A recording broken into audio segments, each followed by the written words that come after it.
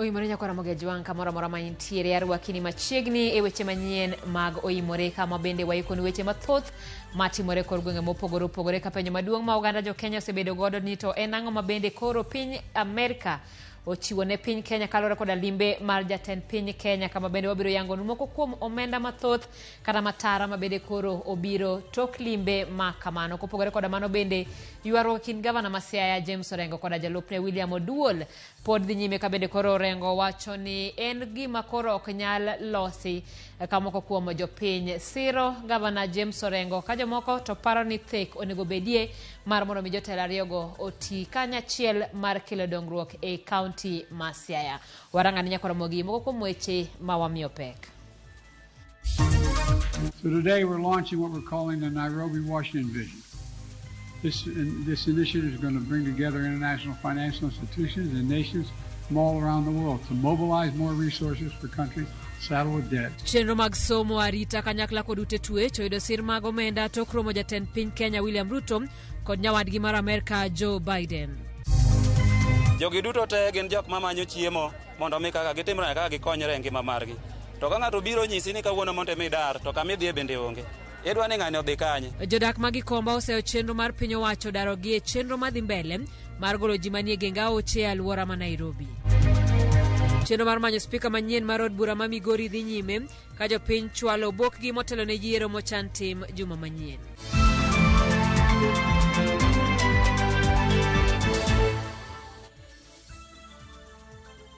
Ponono ni ngiote kotudore koda weche manyien magwa nyalo ronwa e namba mar ote machuok ma en 23600 bende waya thuolo mbui magwa wantie achiel kachiel e mbui mar Facebook Ramogi TV wayudore bende e mbui mar YouTube Ramogi TV achiel kachiel yudwa kanye mbui mar X kachiel kod Instagram. Machiegni nyinga Simfros Okinda, jaloko marwa en Elizabeth Otieno. Kawachako ni jatend piny William Ruto biro duogo e pacho kae gi mwandu mathoth mohewo bilion 52 mowuok godo bang' tieko limbe mare piny Amerika. Ruto gi jatend piny mar Amerika Joe Biden ochuo kogeo gi rimiti mar winjruok mar dongo sectors mag piny owacho kanyachiel kod mago mag ji giwegi. Piny Kenya bende en piny mokwongo e pinje mag Afrika mar keto winjruok gi piny Amerika mar nyayo arita kwe e tong' mare mong'ere kaka NATO ally. Sharon Ong'ao nigi mathoth. Karjot mar White House mantiere e boma ma Washington DC e piny Amerika nodusi mar rwako jatend piny William Ruto kaluwore gi limbe mosebedo kotimo e pinyno. Jatend piny kaachiel gi min ode Rachel Ruto ne orwaki gi jatend piny Amerika Joe Biden kanyakla kod min ode Laktar Jill Biden. E kind thuolo mar ndalo 4 mar limbe jatend piny e piny mar Amerika, piny Kenya oyudo ok mana ber mar ywayo joket mwandu kaachiel kod kony mar omenda, to bende piny Kenya puore kaka piny mokwongo e pinje mag Afrika mar keto winjruok gi piny Amerika mar nyayo arita kwe e tong' mare. I'm proud to announce we're working with Congress to designate Kenya a major non-NATO ally. That's a fulfillment of years of collaboration. Our joint counterterrorism operations have degraded ISIS and El Shabaab across East Africa. Our mutual support for Ukraine and has rallied the world to stand behind the UN Charter. And our work together on Haiti is helping pave the way to reduce instability and insecurity. Winjruok ma piny Kenya odonje. Jot mar White House olando ni en winjruok mar tudruok e kind pinje ariyogi mosebedo kuom thuolo mar higni 60 mosekalo. It's an honor to welcome you to the White House to celebrate 60 years of partnership between Kenya and the United States. At the stroke of midnight, that's worth applause. Omenda ma piny Amerika osingo ne piny Kenya biro cholo dongruoge sekta kaka mar somo, arita kwe, ochumi, thieth kaachiel gi lokruok mar chal mar kor lwasi e kind mamoko.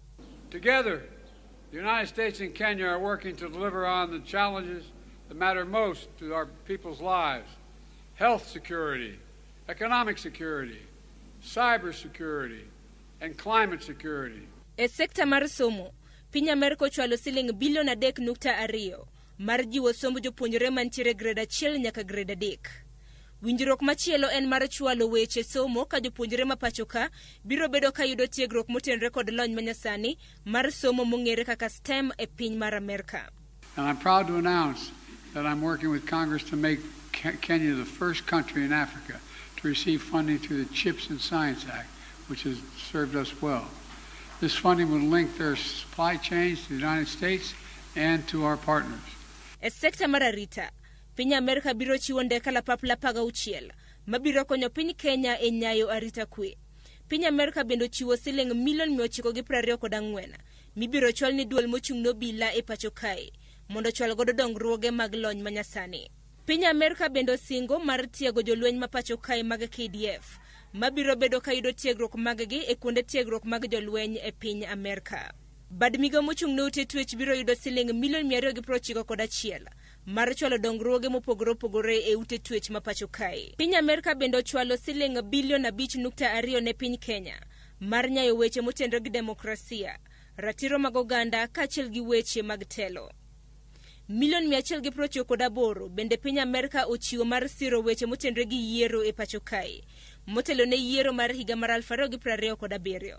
Omenda machielo en siling milion 561 mabiro konyo piny Kenya e kedo kod weche mag mibadhi. Singo mamoko ma piny Amerika ocholo ne piny Kenya oriwo mag dongruoge mag apeyni kaachiel kod mag chiero ochumi ma pacho kae. Bilion 477 ibiro ti godo e yaro apeyni ma pacho kae, moriwo apaya matudo Nairobi gi Mombasa, migeno ni biro duoko chien seche ma oganda tiyo godo e wuoth. Bilion 22.8 bende Kenya yudo kowuok kuom tudruok mar Kenya gi kambi mar math mar Coca-Cola mar keto thuolo mag tije mohew 3,000 ne oganda ma pacho kae. Bilion 130 kambi mar Microsoft biro cholo ne Kenya ne dongruoge motenore kod timo nonro moriwo sombo AI kanyakla kod Kiswahili. Piny Amerika bende yango winjruok gi piny Kenya mong'ere kaka Nairobi Washington Vision mabiro keto thuolo mar timo ohendni e kind pinje ariyogi. So today we're launching what we're calling the Nairobi Washington Vision. This initiative is going to bring together international financial institutions and nations from all around the world to mobilize more resources for countries saddled with debt, to open more opportunities to the private sector financing, to promote transparent, sustainable, and affordable lending practices. Winjruok makamagi piny Kenya gi piny Amerika keto mar tego winjruok makare mosebedo e kind pinje ariyogi kuom thuolo mar higni 60 mosekalo. Sharon Ong'ao, Ramogi TV. Kawadhi nyimeni Kenya kara keny mar siasa e kind gavana ma Siaya James Orengo kod jalupne William Oduol ne ochopo e tielo mogik bang' Orengo nyiso od bura mar Senate ni osiepe kinde kod Oduol osekethore ma ok nyal losi. Orengo wacho ni onge kaka ginyalo duogo tiyo kod Oduol bang' Oduol wacho ayanga ni en jakanyo mar duond bura mar UDA. Korka kore Oduol bende ne onyiso Orengo ni keny margi mar siasa e kaunti ma Siaya biro dhi nyime nyaka yiero mar 2027 kata tek kata yot. Kaka jafwambo marwa mar siasa Chris Owino leronwa, Orengo ne oywago ang'e kuom rem winjo siem mane omiye kod ogai mar ODM Raila Odinga ewi gwelo Oduol kaka jalupne. Auka mar siasa mar Hurricane e kaunti ma Siaya ne onyono ondamo 252 e kilomita 1 bang' gavana ma Siaya James Orengo nyiso komiti mar od bura mar Senate ni osiepe kinde kod jalupne William Oduol osekethore ma okalo alosa. We will proceed with the presentation and maonge bagni kata pondo, Orengo ne owacho ni chenro moro amora mar temo kelo kwe e kinde kod William Oduol en ketho sa nikech mare kod Oduol oserumo. The reason why I'm saying is beyond repair. My own party leader called a meeting where we are all present with all the MCAs, all the leadership from Siaya, and all the elders that is referring to. They were called to that meeting. He was present, and this was very early days, and my party leader pleaded to him that he needed to go slow. But those interventions did not yield any fruit.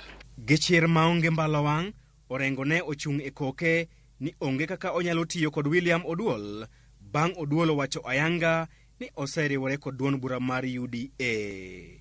Orengo lero ni jodak ma Siaya mane oyiero gi kanyakla kod Oduol e otiko mar ODM nyalo duoke pacho poni oyie mar tiyo kod William Oduol bang' Oduol donjo e duond bura mar UDA. But I think if you want to solve the problem, but he's still out there saying he belongs to a different political party, the people of Siaya will not allow me to go into that negotiation. They will not allow it. Okay. Both of us will be gotten rid of if I try that. E gino manenore ni amen mar siasa e kaunti ma Siaya dhi landore nyaka e yiero mar 2027, Oduol bende ne ogoyo kore ni ok obi gwe tao ka othiero ni kata ogai mar ODM Raila Odinga bende tiyo kod jatend piny William Ruto. We have seen political formations and shifts. Of course, our party leader, Raila Amolo Odinga, is continually with President Ruto. E nyim komitino ma otelne kod seneta ma Wajir Abbas Sheikh Mohamed, Oduol ne oseyo tend Orengo kuom mae jorit mage, tuono apisi mare omenda mambalang', tame yuoro e romo mag jotend migepe, kaachiel gi tamore miye tich. The governor, after unsuccessful impeachment, completely blocked me from any county activities, does not delegate to me any duties, has instructed executive members not to deal with me. Orengo kata kamano ne onyiero weche makamago kaka weche ma onge korgi kod atachgi.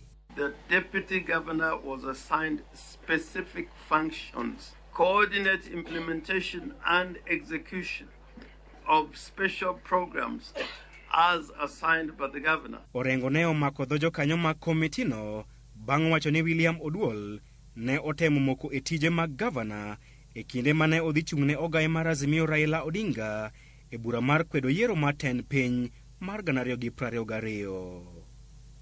And when I went back, I think he was expecting a reversal of role that I would be the deputy.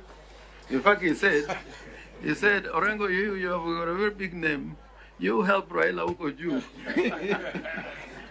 And I'll help you up at Chini. And the story of the camel was repeated in Siaya. I found myself out of the tent and my deputy right inside the tent. E ranyisi mar Ayowagange, Orengo ne onyiso komiti mar Mohamed Abbas ni kata ogai mar Azimio Raila Odinga ne omiye siem ewi paro mar gwelo William Oduol kaka jalupne motelo ne yiero maduong' mokalo. Including my own party leader, told me you are making a big mistake. Big. In fact, the issues that we're experiencing now, I go through sleepless nights because Dr. Bru here told me, you're making a big mistake. My own party leader told me, you're making a big mistake. It didn't take 2 months. The real issues are the political issues, which are there on the ground, and when you go there, you will just feel it. Komitino koro chano limo kaunti ma Siaya e chenro mar temo hapgi e kelo theke kind Oduol kod Orengo, kata odoko nigi bende ne giyie ni chenro makamano dhi bedo safar mar twenyo got. Chris Owino, Ramogi TV, Nairobi. Erokamano nya Chris Owino kapod wantiere mane weche mag ywaruok e kind gavana ma Siaya kaachiel kod jalupne ni jodak ma kaunti ma Siaya omedo duondgi e ywaruok e kind gavana margi James Orengo kod jalupne William Oduol bang' jotelogo twerore e nyim komiti mar od bura mar Senate mochung'ne telo mag gwenge. Ka giloso kod Ramogi TV, moko kuom jodak ma Siaya osiro lwedo chung' mar gavana margi ni onge kaka ginyalo tiyo kanyakla kod William Oduol e sirikal achiel bang' Oduol riwore kod duond bura mar UDM. Komachielo, moko kuom jodak bende osiro lwedo okang' mar Senate mar kelo thek e kind jotelo ariyogo ka giwacho ni gwandruok margi dhi duoko piny chenro mag dongruok e kaunti ma Siaya. Oduol gimanyalo kuom Oduol nosedhi party mar UDA. Oduol nosedhi party. Koro en gimonya wacho kode, en wanyo dhi ka, en wanyo wacho ne odhi e UDA, odhi owuok gi jo UDA. Siaya ka endi wan kak Orengo wacho ni en left e mwadhiye. Ko wacho ni en right e mwadhiye. Wan party nwaserwako party nanga yare malo nyaka piny. Mano sesidhwa yanga. Koro Orengo ter nikech Orengo be luwo kaka baba wacho. Oterengo tiare malo kaka baba nowacho ni en ODM en malo nyaka piny. Duolo doga piny to mondo gibed piny gorengo to mondo giwuo gidhi e dialogue giwinjire mondo Siaya odhi mbele. Siaya ka dok piny to rach.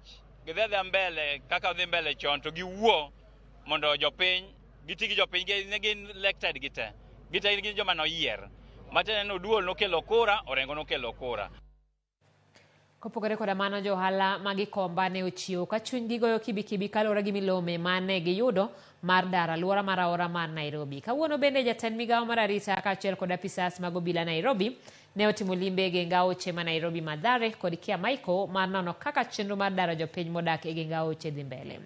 Giyango ni sirikal osechako chenro mag chulo omenda maromo 10,000 ne jopiny mane oyudo midhiero mar oula dwe mokalo. Cleophas Oluoch nigi ler mathoth. Okinyi mang'ich jo ohala mag Gikomba chunygi omoko. Milome osegol mar daro gi geng aora ma Nairobi. Ne gichiwo mar timo ohala kaka pile. Kata kamano, sani koro ginyiso luoro margi ni mari nyalo dargi kaluwore gi chik mane sirkal ogolo. Wabayo kamera magwa e chironi. Adieri manenore, chironi chiegni ahinya gi aora ma Nairobi. Jo ohala mane oseyepo loro kendo fundo mwandugi mane giseyawo mar uso. Jo ohala bende okinyi ma kawuono donje ng'anyo mamuol ka gikwedo chenro mar daro gi e chiro mag Gikomba, ma giwacho ni Gikomba ok en kar dak, to en kar uso ma ka gitieko to gidok pacho.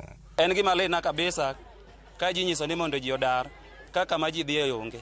Piny obedo matek, ngima obedo matek ne ji duto te. King'iyo iye ka Gikomba te oting'o mine, oting'o kijende, oting'o jodongo.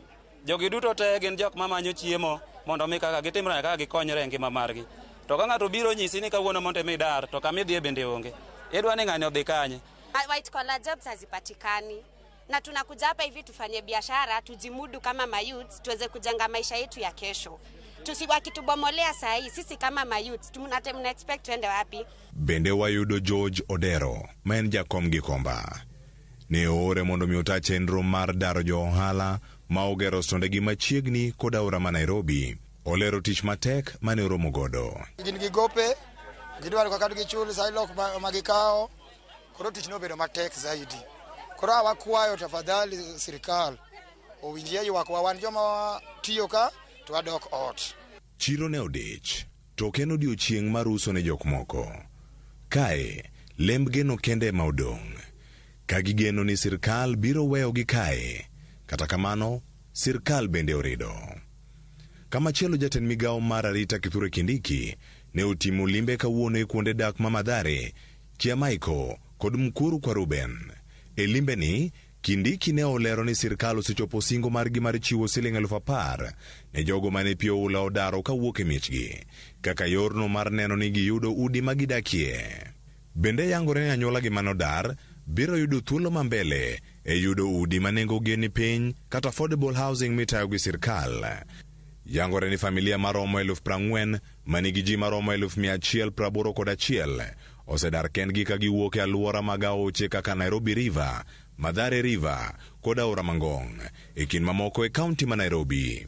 Tumetoa watu 181,000 people who had constructed on the banks of the Nairobi rivers, that is the Nairobi River, Mathare River and Ngong River.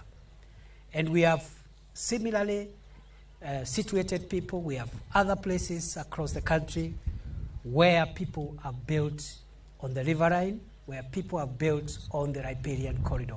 They must move. Lazima watoke na si tafadhali. Kaluwore gi chike mapachoka, gedo machiegni gi aoche ok opuodhi, kendo sirkal dhi nyime gi oro ote ne jopiny modak kuondego mondo dar. Sirkal bende chano pidho yiende alwora mag gengni mag aoche kendo keto chiel. Kothe bende ibiro nyiew kowuok kuom riwruoge mayudore kor gwenge. Bende yangore ni sirkal ni kod chenro mar daro kendo tieko njore e kaunti ma Nairobi, ahinya e geng aoche mosetigodo kaka kuonde pondo ne jonjore. Ji ma bende nyuo kong'o igeno tiek tijegi magitimo chutho e geng aoche ma Nairobi. Cleophas Oluoch, Ramogi TV, Nairobi. Jong'ad bura opong' kod ilo tok doho mamalo duoko negi omenda mar nyiewo nyamburko ma bende ing'ado osuru manosewito oko kod duol mar Salaries and Remuneration Commission.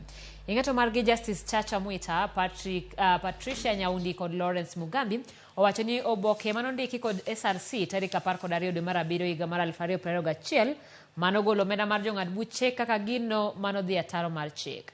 Giwacho ni wach makamano en gino marocho chenro mag bad sirikal mar doho mar chung' kar kende kaka chik dwaro ka koro migawo mar omenda omi chik mondo chak chulo jong'ad bura omenda makamano.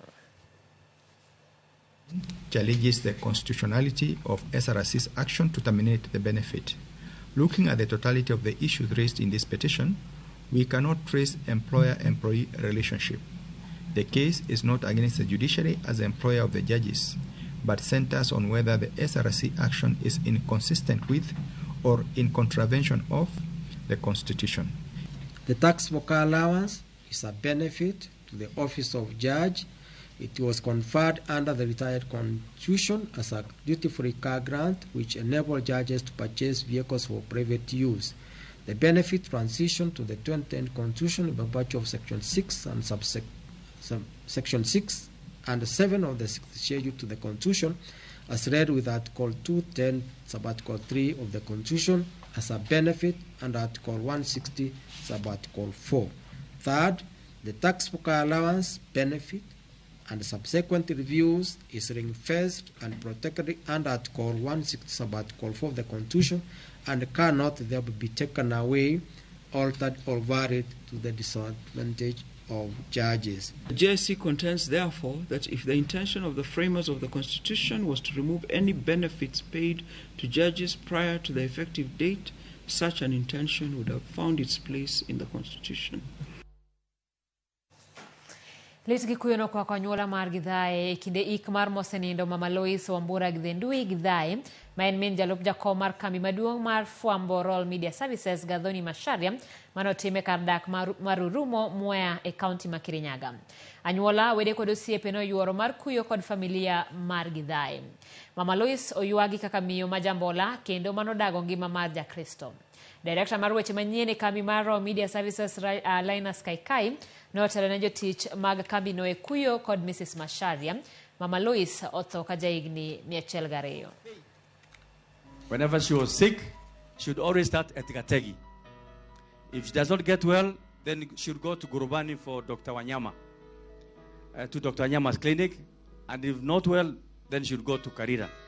And it's only after that where she would then inform us, to inform the sons or the daughters that she is not feeling well.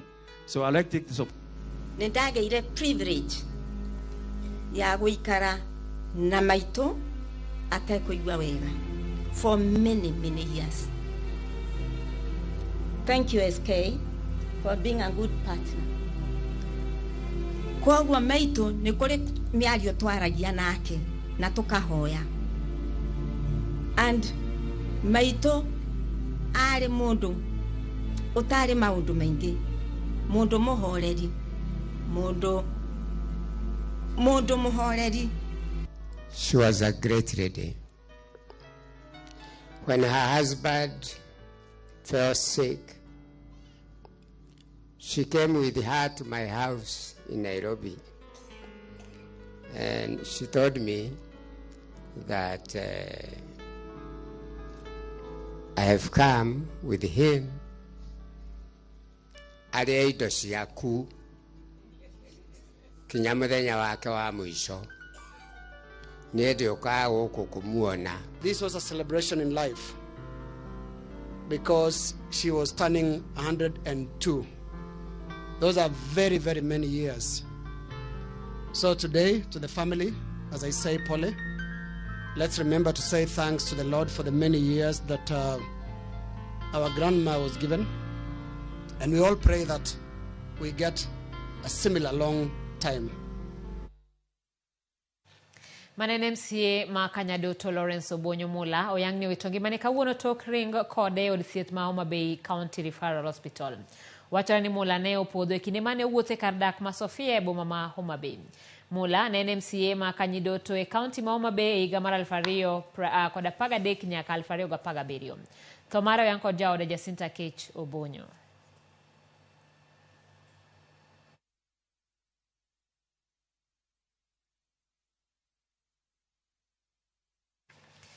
Wadhi e kaunti ma Migori kama chenro mag oro kwayo kaachiel kod chwalo obok ne jogo ma olap dhogi ndong' ne kom mar spika e kaunti ma Migori ma yiero mare ochan tarik 28 mar dwe ni orumo. Tend od bura ni kata kamano pod otamore golo ler ka otenore kod kwan jogo ma osechwalo oboke gi madwarore. Joju mang'eyo moko kuom jogo ma osechwalo obokgi ne komno mosebedo kod siasa kuom higni mathoth. Od bura ma Migori yiero spika manyien tarik 28 mar dwe ni ka nyaka sani chenrogo mag oro kwane jogo ma olap dhogi ndong' ne komni koro rumo odiechieng' ma kawuono. Od bura ni ma Migori kata kamano koro pod odai golo ler kuom kwan jogo eko ma oseoro kwayo margi ni lemo ni mar spika mar od bura ma Migori ma yiero mar ibiro tim kod MCAs 59. Ng'at ma ibiro yiere lemo ni mar komno mar spika tarik 28 mar dwe ni dhi bedo spika mar 4 mar od bura ni ma Migori nyaka sirikand loch gwenge koro chakre.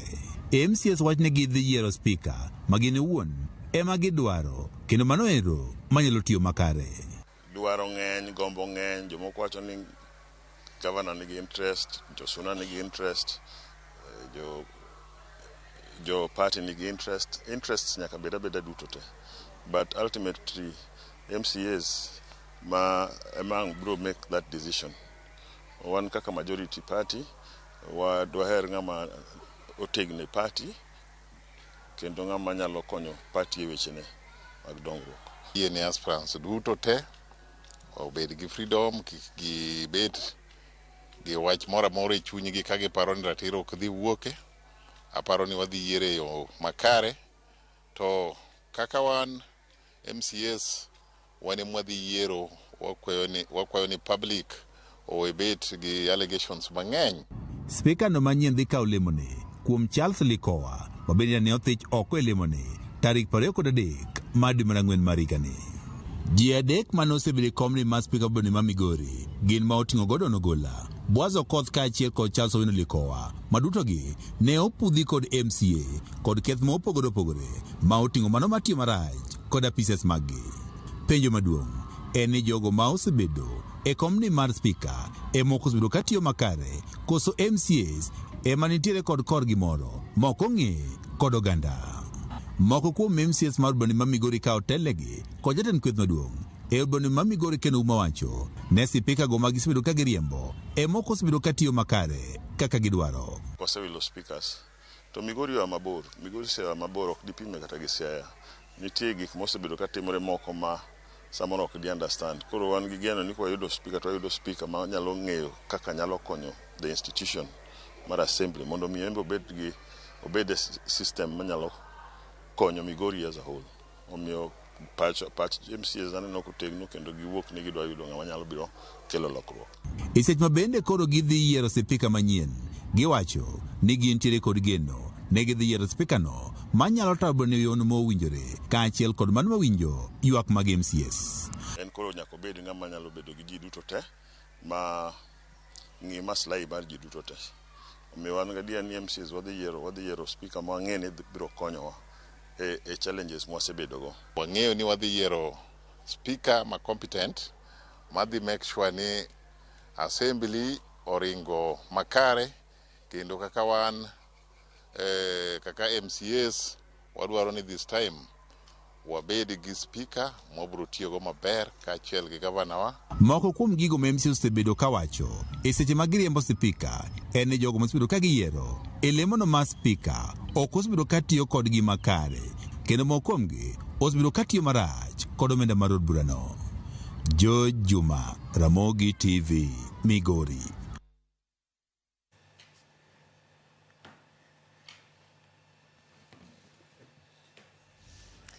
En wach ma bende wabiro medo luonu machiegni ka e kinde kata thuolo ma counties moko moka biluongo nyingi ni mana kod speaker achiel kende county ma Migori koro chomo mar 4. Kata kamano wabiro en geno ne wang'ni ka giyiero speaker to biro nyalo bede komno kuom thuolo ma owinjore. Ko kamano nyakoro mogi sa 3:27 wadwa ni mondo wakaw yo mokwongo chenro en maro imoreno ka bende umedo oronwa ote kanyo mag weche manyien.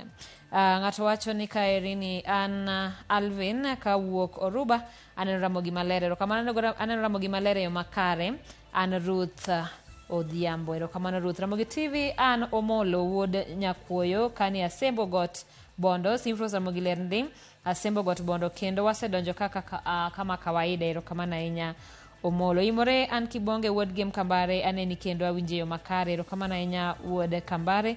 Ma Fred mar Komenya Maroreng Ramogi Ler. Erokamano. Eriko Demo kaya chunge Kanyamkago. Simfros Okinda arito pesa mawuok Amerika. Aparo ni wacho Osurucha idhi ng'adi nikech pesa biro kowuok Amerika. Pesa mabiro konyiso ni koro osuru wawe chulo. Ka kamano koro mogi wakaw yo matin waduogi weche mathoth.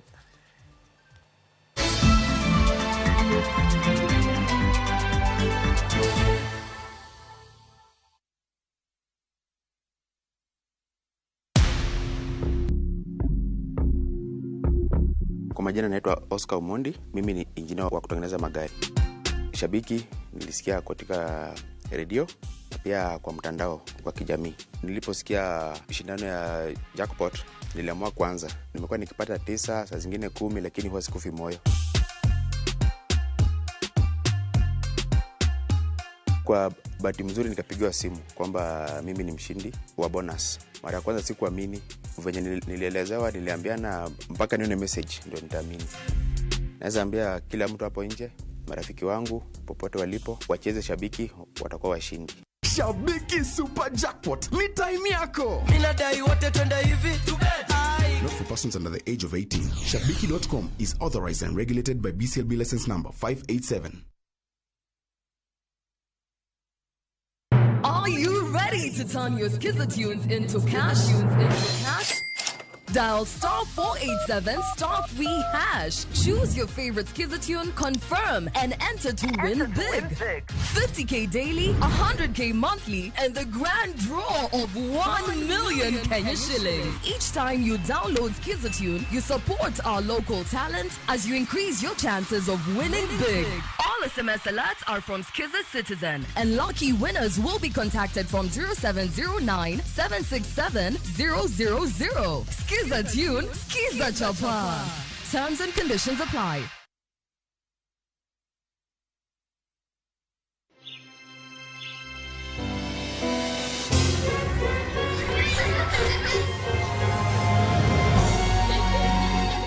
Wash your clothes with Toss Lavender to leave your clothes with a lasting, irresistible freshness.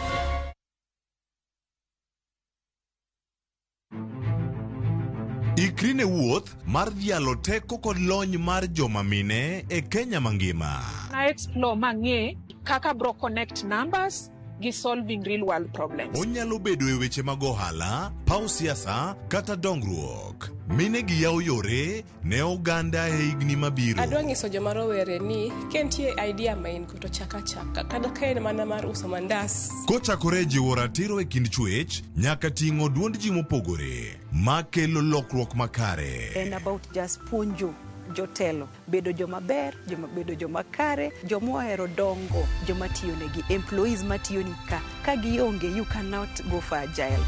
Mine wacho, ngeso ka ngeso kod jailieta.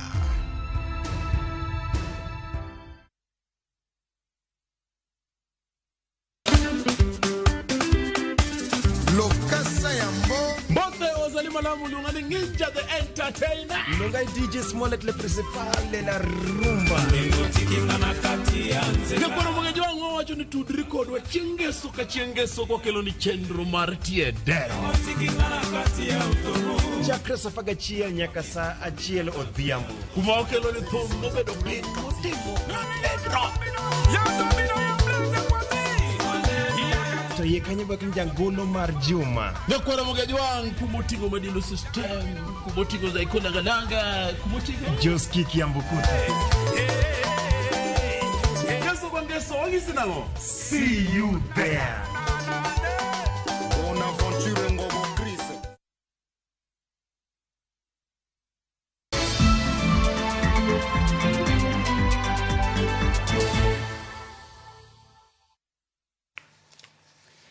Rio mar pi maler osekelo achiedh nade kod kiondko e chuny familia moyo 200 mawuok e gweng' ma Kanyaboli kalore kod chido mar pi e dho wadh nam ma Kanyaboli e sub county ma Lego Usonga kakoro chunogi mar nyiewo pi maler. Giwacho ni nengo pi sani oidho mokalo.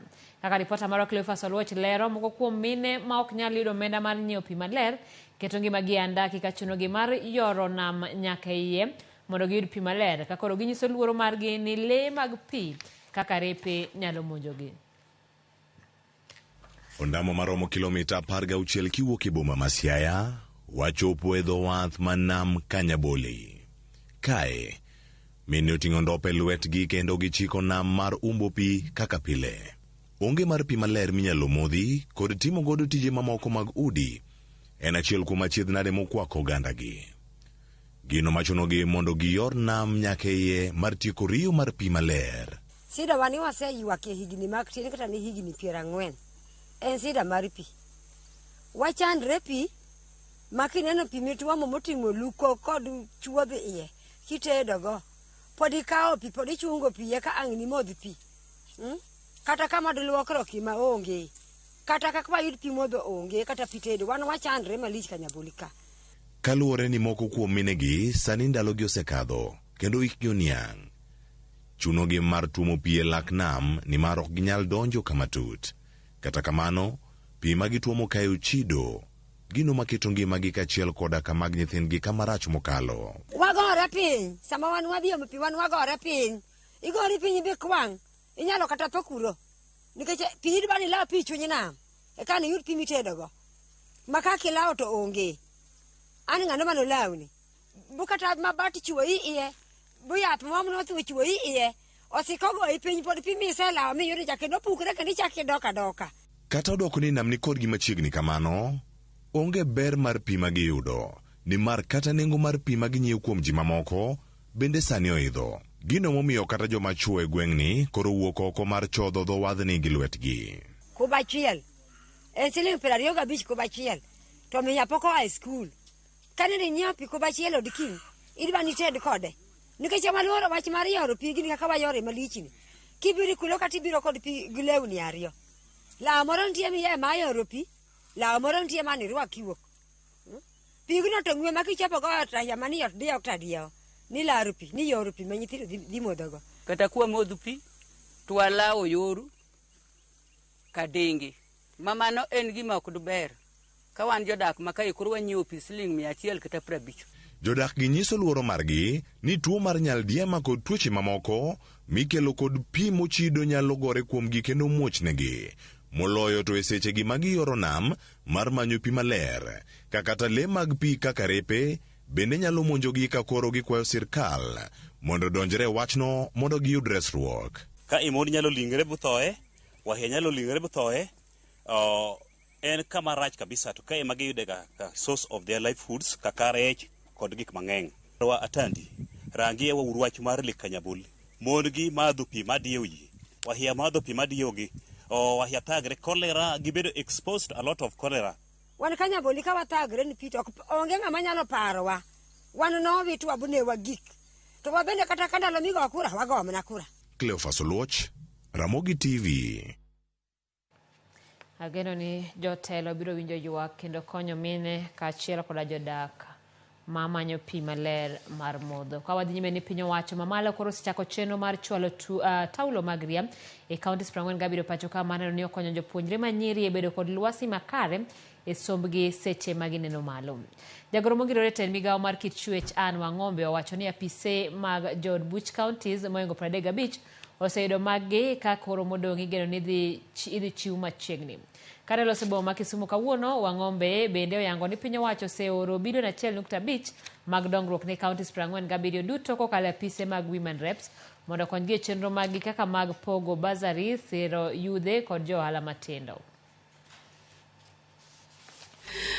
Through the State Department for Gender and Affirmative Action, money meant for the 3rd and 4th quarter, whereby a total of 25,000 students are expected to benefit from BAS. An article that is in the papers today that is talking about sanitary pads, and it says that the State Department for Gender and Affirmative Action did not have proper audited accounts. For the record, the State Department for Gender and Affirmative Action only got the budget for sanitary pads last year in December. Jopith kich e kaunti ma Homa Bay koro dwani migawo mar pur kod pith e kaunti no oyang pith kich kaka achiel kuom yore mag yuto mana kaka giyango kendo siro chenro mag pith mamoko e kaunti no. Jopith kich go okawo kalo riwruok margi mong'ere kaka Homa Bay County Beekeepers Association ywak ni kit pith magitimo no kosebedo ka ideo kendo jwang'gi maonge sir magiyudo mar ting'o malo pith magitimo. Coordinator mar jopith kich e kaunti no Samuel Oyugis okoni sirikal mar kaunti no pok omiyogi sir manyalo konyogi e bero chenro mag pith kich kaka itimo ne jopur manie sectors mamoko. Giwacho ni bedo ni pith kich pok oyango malong'o miyogi pek e chenro mag pith kendo goyo chuny jopur mani kod dwaro mar donjo e pith mar kich e yor ohala. Wagombo ne ogandawa ong'e ni pith mar kich en gima kare kendo en gima nyalo konyo oganda kifamilia e chulo school fees, weche mag medication gi gima nade minyalo gombo ni mondo itim. En venture maber kabisa. To wan gi chandruok kaka farmers e bwo karwa mar Homa Bay County. Kich farming ni pok obedo identified kaka gima nyalo konyo oganda. County government pok omiye teko. Sirikal mamalo bende pok omiyowa teko. Ne wakwayo sirikal mar county mondo konywa kaka ande coordinator. I'll coordinate everything mondo mi jowa oyud konyruok. Kana gombo to nachako bedo ga ang'wen gi ka timo harvesting to golo na kilo 7 kendo 7 24 mano which means ni kila achiel wauso Sh1,000. Koro mana an 24,000. Koro ayudo kaber anyalo chulo fees. Koro gima agombo ni kaber to wayudo support ko e county government mondo miwa support ma wanyalo medo godo gigewa mag pidho kich sanduge nikech getin. Koro ka wan gi sanduge 10 mano which means ni wanyalo yudo Sh70,000 sama watimo keyo. Direct Line Assurance ng'iyo mondo weg nyamburko mamanyo kumba mondo timne e yor mbui mar duoko chien weche mibadhi kinde midwaro chudo.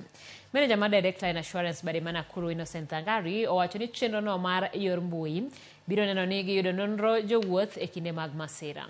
Noloso e nyasi mar chwalo puonje wi weche kumba e boma ma Nakuru kama maloyo kembe 30 mag okumba thieth noromo mar chwalo tiegruok.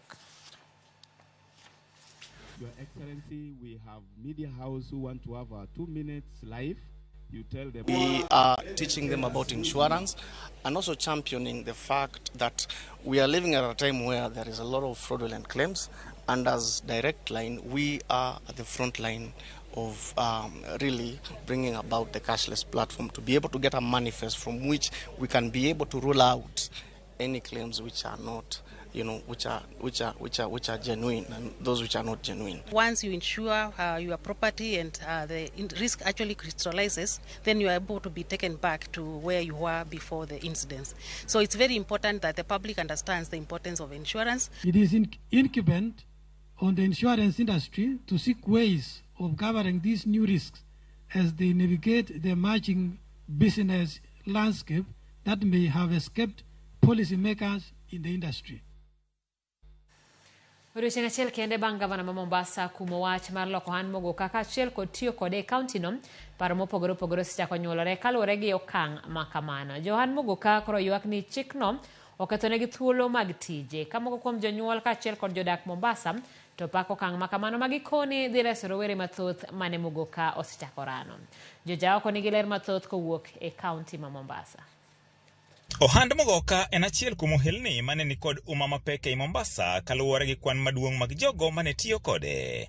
Kata kamano, chik manyien masani oketi mar kumo ohala no koro nyuolo paro mopogore ka jo ohala koro ywak matamre gi nono. Hata sisi ni wafanyabiashara wa migoka, anategemea tulishe familia zetu vipi? Anatarajia tufanye kazi gani? Hapa vijana wamepunguza kufanya mambo ya mapango, wameingilia biashara za kuuza hizi.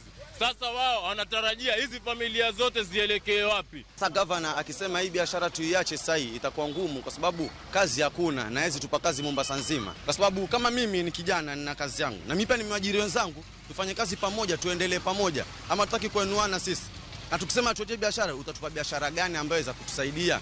Moko kuom jogo matiyo kode to kone kaber, to gavana de oketo chik mamono jogo mahikni piny ni 18 tiyo kode, ma ok kume chuth ne ji duto. Si wazee huwa unatupa motisha kufanya kazi. Unapanga, unachonga mgokaa na unafikiria kesho mambo yatakuwa vipi, kazi yako itakuwa vipi, inakupa mahesabu ya kutafuta pesa. Ndio watu wanalisha familia, kuna watu wanategemea hiyo biashara, kuna watu wanasomesha. Yaani ndo mazao yao kwa mashamba yao. Kila mtu amebarikiwa shamba lake. Kuna watu wamebarikiwa tomato, kuna watu wamebarikiwa viazi. Kama Mombasa, tumebarikiwa kununua, tumebarikiwa pesa Mombasa. Iseche gogogo, moko kuom jodak Mombasa to ne opoyo kum makamano kagetuo ni oboke no rano rowere mathoth.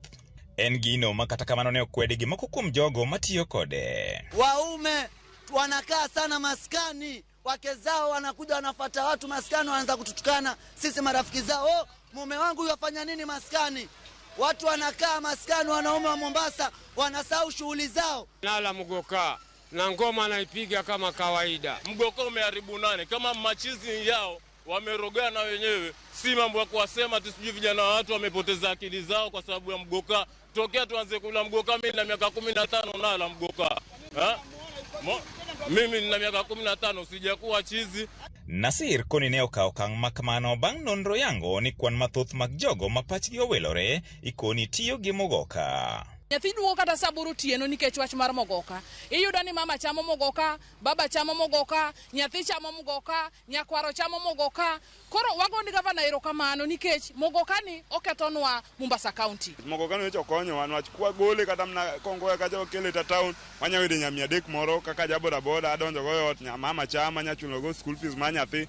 Koro kata ko banto sao lakini orang ne ajira mo machielo kwanyal yiera iya kamano dichiel kamano nyako bo bed kodwa piny to wai to koro kakwa ban mogo kani onego benwa wa create ajira nadi mondo vijende be oyud tije moko mopogore. Wach mogoka anyalo wuon mondo sirikal ogo marufuku kabisa. To be ok mogoka kaende gik maketho ji ng'eny mok mogoka kende. Njaga ketho ji, ndawa ketho ji, kongo bende ketho ji. Magi gioro mogo ni loro belo piny kabisa piny ochal piny Islam. Bang'ten County ma Mombasa chako keto e tim chik mar kumo wach tiyo gi mogoka, gima jopiny koro ng'eyo en ni ma be dhi kelo lokruok to chutho ne rowere mosebedo katiyo kode.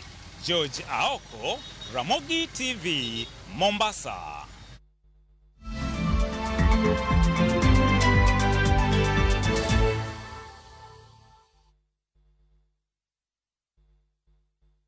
Hi there, I'm your new friend Panda from Paokwa. Come along for our adventure today as we take you through the Hummingbird Tales. Kim and I are going on a camping trip with our Scouts troop. But first, Tilly, AJ, Kim and Pendo will explore some inspiring African stories. We will learn together about Dr. Rachel Masake. Can I ask you what you are good at? Maybe you can draw or run the fastest in your class. The little ones of all ages will continue learning as they watch the best content on the go only on Viusasa. There is so much to explore.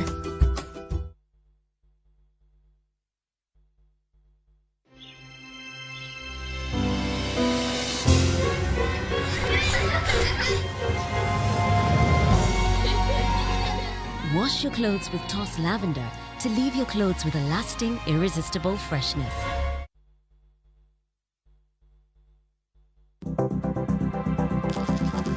Inyalo goyo kwan kod omenda ma aching' kata ma ikete bahasha ka isiko itiyo kod omenda mohingo kaka onego itigo. Tema ne keto e bahasha omenda ma idwaro tiyogo kama moko to ikung kata ika.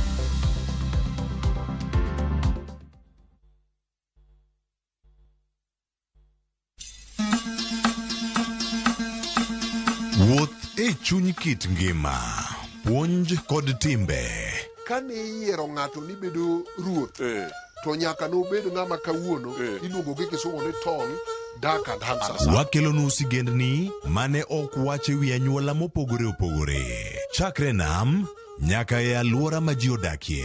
Chik ochano ni ng'ama dhodho nyathi e kore ok kor gi rom gi dhako wadgi. Ne kaka timbe machon ne okalo e tieng' ka tieng' kendo kaka ne gin kido mabeyo ahinya. Wamielo bul, wawero wende wa moko mag oganda, kendo wawero wende wa moko mag paro. Wamiyo giwa luor kendo wanono adiera mamiyo waduto wabedo kanyachiel. Desreuru mondo ubed jok makare. Mana adier. 111 Ngeso ka ngeso, saa 1:45 otieno.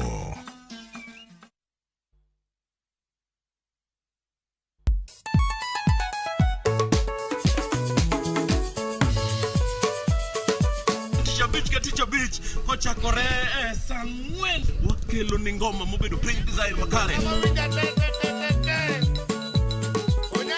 Ramogi TV biro kanyakla kachiel kod Ramogi Radio kama bende stima riwore kod P. Yawanja wauntie kikubed mabor je kod gajen kech kai e kumi yudo gik mamit kabisa e Ramogi Night this. Okange gimoro tawinjo. Romani ninja the entertainer maintain your position. Idi udakanyo kika fire gudi local instrumental. Wawachoni kete manaka. Teacher Beach ka Teacher Beach saa 4 otieno.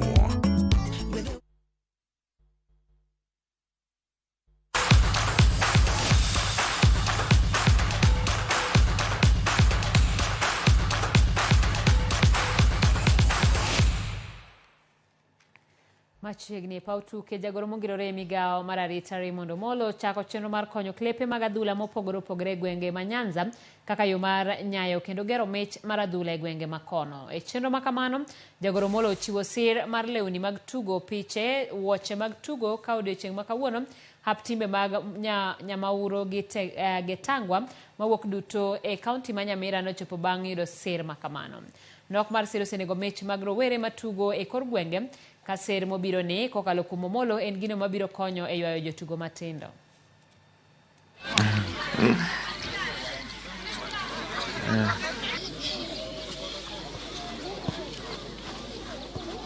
Unapata tunakozanga vitu za kutumia, jersey, boots, balls na pia watu wa kutusukuma mbele. So unapata tunakuanga na vijana wazuri, pia wamesoma, hawana job.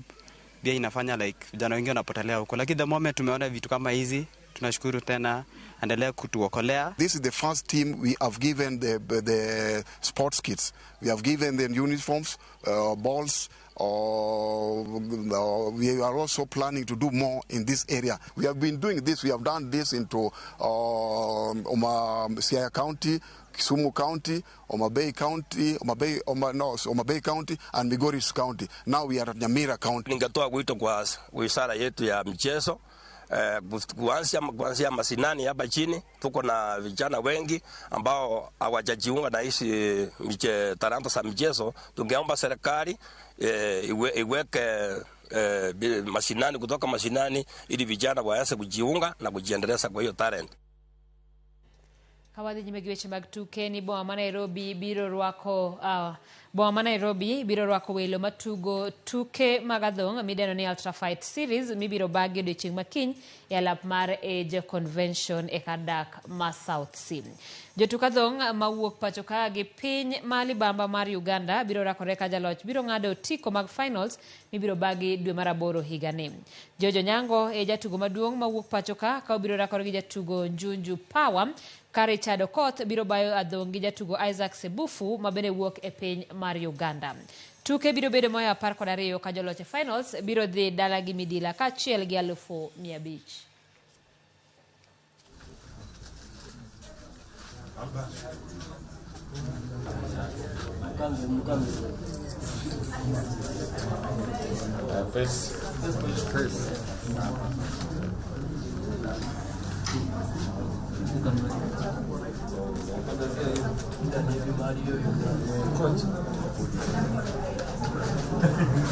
A good performance. And when they say good performance, you know what I mean. Because when you look at my record, you know what a good performance I mean. Someone has to. All I can say is he better be ready, boy. Better be ready because this is my hand.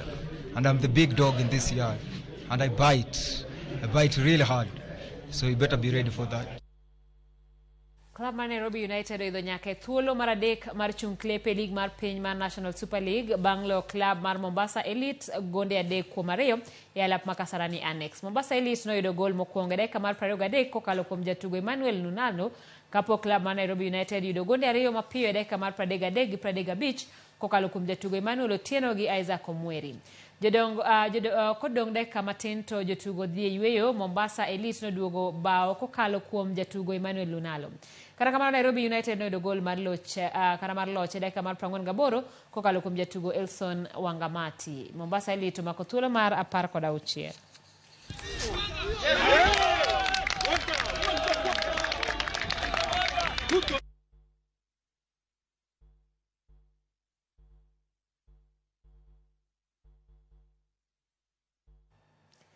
Joloch higa mokalo e tuke mag volleyball kidieny mar Wakeini KCB biro ng'ado tiko mar donjo e nus finals mag tuke volleyball e lig maduong' bang' loyo tim mar Kenya Army kawuono e alap ma Moi International Sports Center Kasarani.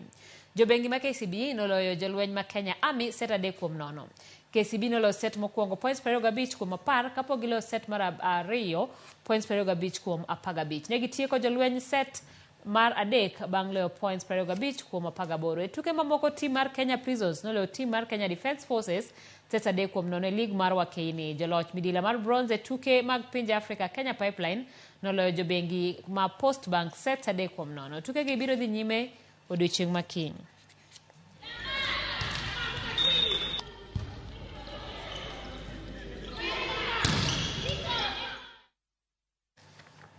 E tuke mag shabiki en jaloch mar kor jumani mar Jiomoshe na shabiki ya Vieta oyudore ka oyudo siling210.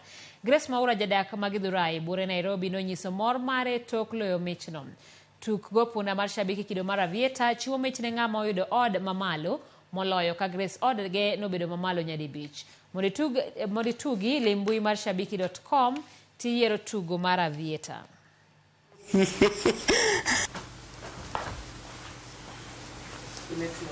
Sema tena shabiki wewe ni mshindi. The first time nilisikia shabiki niliona kwa advertisement kwa TV. Ndio ni vile niliona watu wakicheza na mimi nikatamani kushida, nika download the Shabiki app, ndio nikaanza kucheza. Nikacheza, nikaanza kuwin, bado nikaendelea kucheza, ndio nikakuja nikaingia kwa promotion ya Jiomoshe.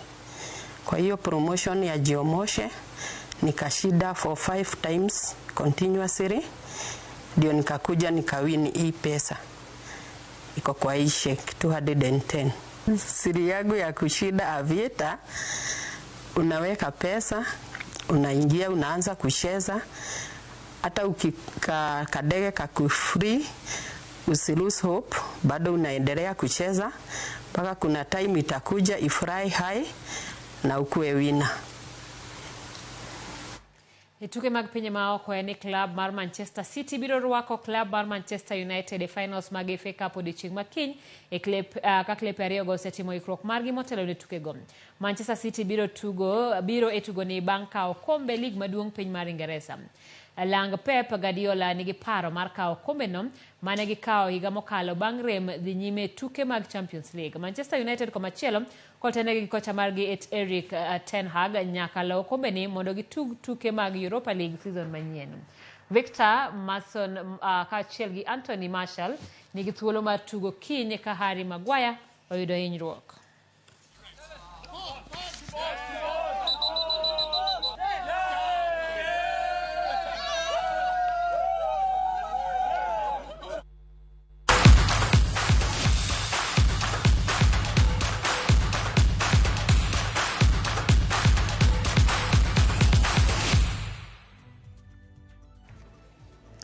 Sadeg deka prabich kod auchiel kelo giko mar weche manyien mag Oyimorein mani kawo thuolo mari mar bedo kodwa e chenro ni waduoko erokamano. Nyinga Simfrozo Kinda, jaloko marwa en Elizabeth Otieno.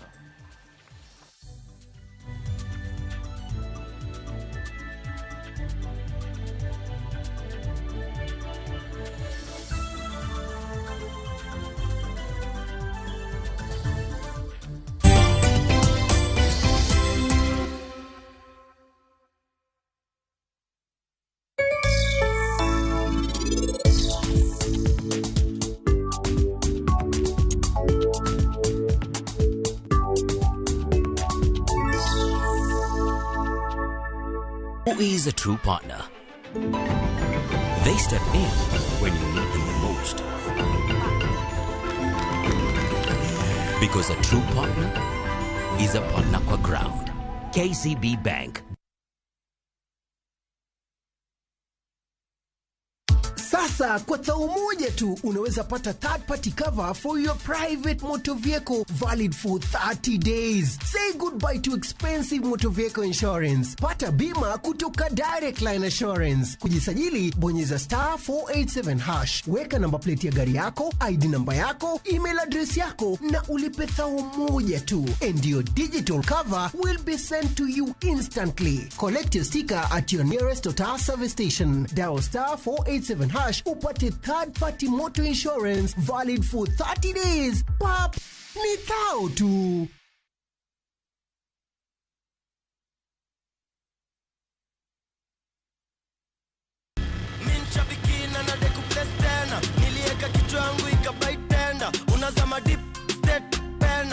Nikaingia kwa mkahawa, mimi kichwa yangu akili zangu zote ilikuwa kwa nyama choma.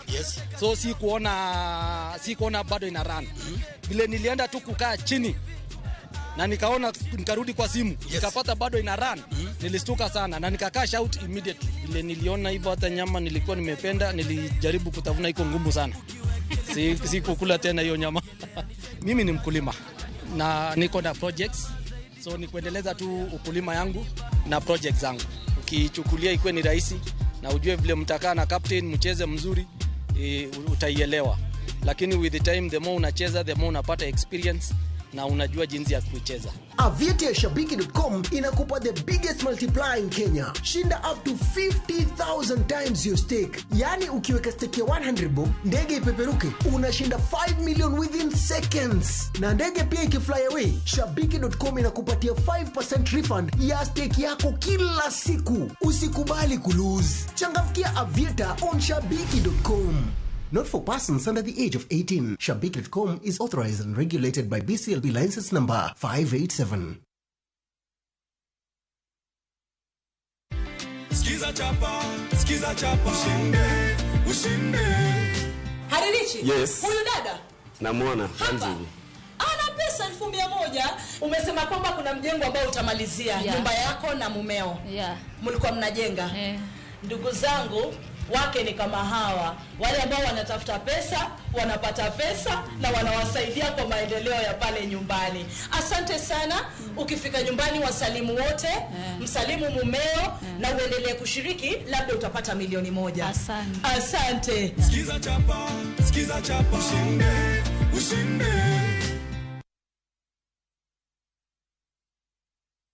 Dance move and take over the street. Everybody move to the beat. Nyakwara mugeji wa nkocho pungeso kama india ni Saturday sangwe no tieno wakelo ni chendo mamit kabisa milingoni thum dagumon Poka napenda kuzitoka TikTok na Wanti rekoda gimla ni Adek Maliet, in short tatu mo Jomiel kachel gi jongolo mopogore makelo nwa mana moro to mana sitting room ni kanyo mokelo party.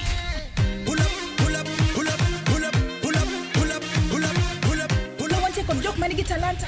Wanti rekoda jofumugike yo. Hello. Wanti rekoda MCs. Move your body, go vibrate. Fire, girl, turn around, rotate. Chendro itayo ni koda call instrumental. Kati rekoda Lin Ramogi Nyanya Kachito. Chendro lungoni? Home Dagmon. Kaya wana. Pull it up right, pull it up right, pull it.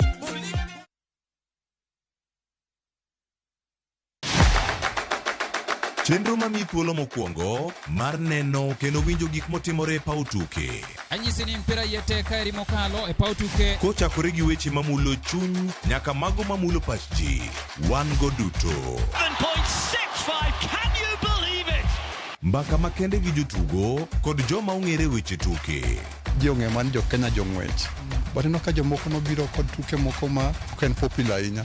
Ne gibiro gi perform maber kaka yiego. Nonro matut kod weche manyien mag tuke mowuok e piny mangima. Football is not only physical, mentally teachability. It calls for more character.